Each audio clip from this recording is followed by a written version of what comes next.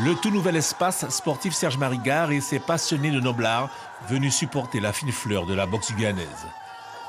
À 19 ans, Smiling Aquino, maillot rouge, s'inscrit dans la lignée des Jacobin Yuma et autres Claude Chinon, finaliste en début d'année des championnats de France de sa catégorie.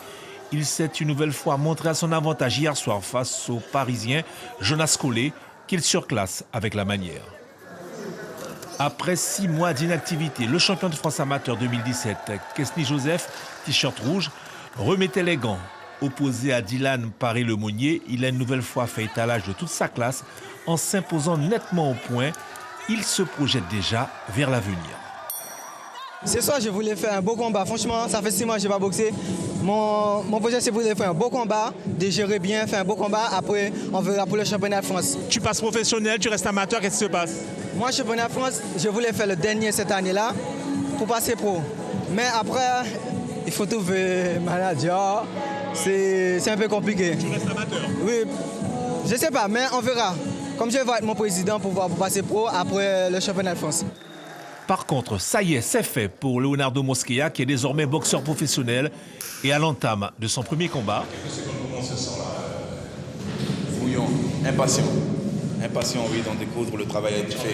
Tu as envie de retrouver ton public aussi. Voilà, envie de démarrer la carrière pro chez moi, devant mon public et faire plaisir. Et son public n'a pas été déçu. L'ancien pensionnaire de l'INSEP s'est appliqué tout au long des 6 rounds à boxer intelligemment. Et ce malgré une belle opposition de Cédric Sévrac. 6 rounds intenses pour une première réussite chez les pros pour l'ex-protégé de Jacques Chinon. C'est important de gérer ce combat, de travailler à distance, ne pas accepter la bagarre, travailler au loin, profiter justement de mon allonge avec un adversaire légèrement plus court que moi.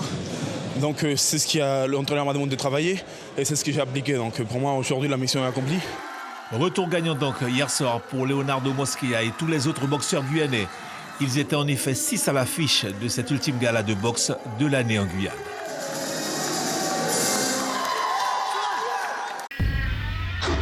Suivez l'info sur Guyana Première, télé, radio et internet.